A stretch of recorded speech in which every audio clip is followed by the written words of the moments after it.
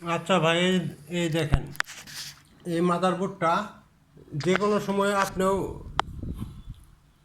ঠিক করতে পারবেন। এই মাদারবোর্ড আপনার যদি মাদারবোর্ডে শর্ট হয় এবং যদি পিসি অফ হয় অথবা অন হচ্ছে অথবা ফ্যান ঘুরছে কিন্তু ডিসপ্লে আসে না, এর জন্য র্যাম যদি মুছে দেন তাহলে ডিসপ্লে আসবে। আর যদি অথবা যদি মানে র্যাম আপনি মুছে দিলেন কিন্তু ডিসপ্লে আর আসলো না, এর জন্য আপনাকে ওই নিচে একটা যে কোনো একটা সাদা একটা দিবেন, পেপার দিবেন। পেপার দিয়ে তারপর আবার মাদারবোর্ডটাকে অন করবেন।